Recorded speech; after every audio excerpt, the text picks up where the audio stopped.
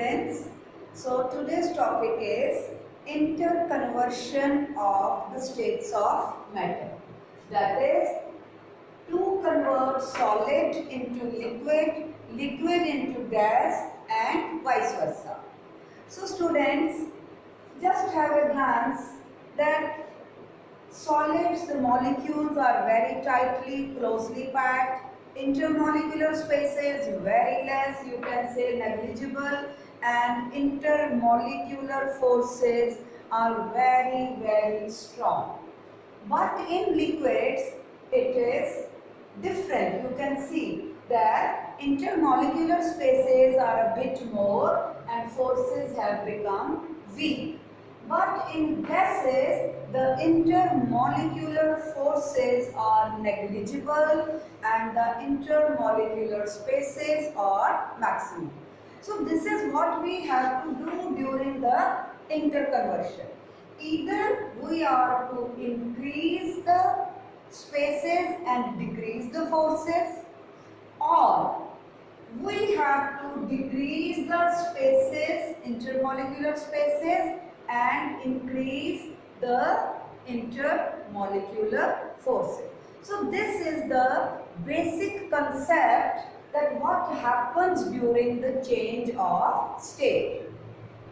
Now, once we know this, now we should also know then how we have to do it.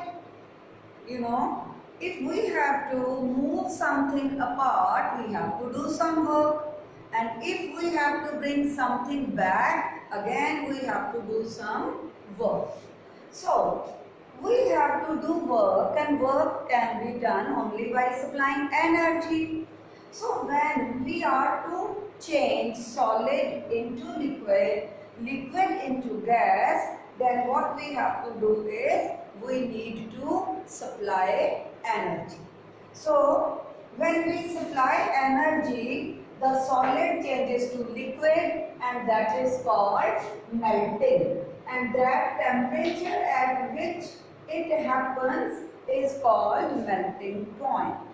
Then liquid to gas on supplying heat, that is called boiling, and the temperature on which it takes place is called its boiling point.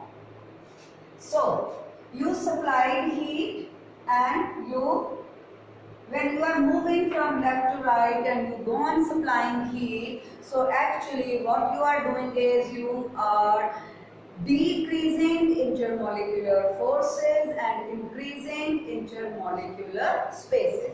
So I hope you have understood. And this takes place solid to liquid at a fixed temperature. So that is called melting point or fusion point. It is the temperature at which a substance changes its state from solid to liquid at atmospheric pressure. Okay? And when on further heating, the liquid changes to vapor or gas, that particular fixed temperature is called the boiling point. It is the temperature at which a liquid changes into vapor at atmospheric pressure. Fine.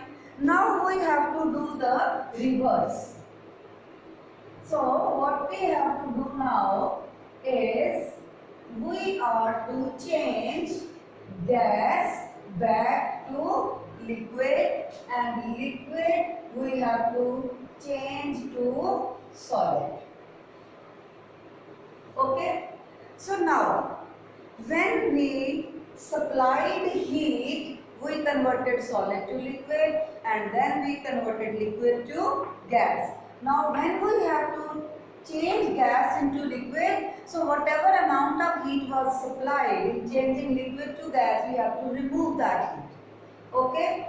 And then when we will remove the heat, the temperature will change. So the intermolecular forces will increase, spaces will decrease. On further removing heat, the molecules will become again very tightly packed with maximum intermolecular forces and solid. Now, when we talk about this, then we can also say that melting point is same as, the freezing point. So at the same temperature, if solid is changing to liquid, we call it melting. And at the same temperature, if liquid is changing to solid, we call it freezing. And when liquid is changing to gas, we call it boiling point. And if gas is changing to liquid at the same temperature, so then that is called condensation point. Now the thing comes that temperature is same, like we say at 0 degrees Celsius ice changes to water, and at 0 degrees Celsius water changes to ice. At 100 degrees Celsius water changes to steam, and at 100 degrees Celsius only steam can change into water. So how come? So here comes another aspect of this, that is latent heat. So when we talk about latent heat, we need to talk about kinetic model. According to kinetic model, the total energy of molecules is sum total of their potential energy and kinetic energy. So if I say that in solid and liquid, okay, let me say that it was 100 joules, let us say 90 joules and 10 joules, okay. So this is potential energy and this is kinetic energy, right? 90 joules is potential and 10 joule is kinetic. Now when it changes to liquid, the total energy remains same, but kinetic energy decreases and potential energy increases. So this is what kinetic model tells us, okay. So the total energy of a molecule in a solid or liquid or a gas is sum total of its potential energy as well as its kinetic energy. For example, in case of solids, the molecules are simply vibrating at their mean positions, right? So when we supply heat, the molecules of a solid start moving fast. They leave their mean positions, from vibrant mode they come to motion. They start moving. So there is rise in temperature, right? And at the time, the fixed temperature at which now the solid starts melting. Melting has just started. Let us refer to ice solid at minus 10 degrees Celsius. We started heating, we started providing energy. Energy increased the kinetic energy of the molecules. So ice started changing to water, but the temperature now is from minus 10 to 0. It has risen. But now you keep on supplying heat. There is this much of ice and this much of water. But the temperature is not increasing from 0 degrees Celsius. So what is happening? Yes, now the sum total remains same, but potential energy is changing more. Hence, there is change of state, right? And kinetic energy is not that much changing, so the temperature remains same. You can say that the heat which we are now providing is being utilized in overcoming the strong intermolecular forces, and it is increasing the intermolecular spaces, and ice is being converted into water, okay. Now we come to the next, that now we have to change liquid to vapor, right? Now when you have to change liquid to vapor, let us again think of water. So you have water at 10 degrees Celsius. Water at 10 degrees Celsius, you start heating, kinetic energy is increasing and the temperature is rising, temperature becomes 100 degrees Celsius, right? Water starts boiling, you can see the steam coming out of the water. Still there is water as well as steam. You are providing heat, but the temperature is not increasing, it is static at 100 degrees Celsius. What is happening? Yes, the same phenomena. The heat which is being provided is now utilized in overcoming the intermolecular forces between liquid molecules. It is increasing the intermolecular spaces between the liquid molecules, that is water, and water is changing to steam.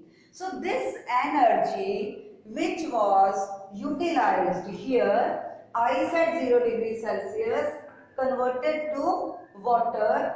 So whatever amount of heat was utilized is known as latent heat. Why it is called latent? Because it is hidden. It is not shown by the thermometer.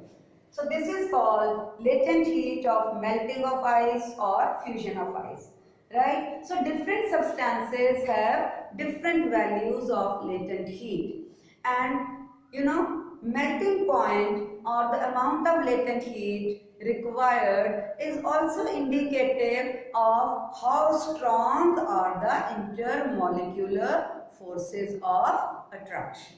Okay, same is the case with latent heat of vaporization. That is the amount of heat which is required to change a unit mass of liquid into its vapor state at its boiling point. So when we talk about latent heat, whether of fusion or of vaporization, we are referring to unit mass, or in SI units we say 1 kg. When it is the amount of heat required to change 1 kg of solid into its liquid form at its boiling point. Okay. So, similarly, latent heat of vaporization is also different for different substances. Now, if we have to change steam back to water, so that latent heat of vaporization is to be now removed from steam. When that much amount of heat which changed water to steam is removed, so steam changes back to water. When the latent heat of fusion was supplied, ice changed to water. Right? When you remove that latent heat of ice fusion from water, it will change to solid. So this is all about interconversion of matter and the concept of latent heat. I hope you have understood the topic. Thank you so much. Have a great day.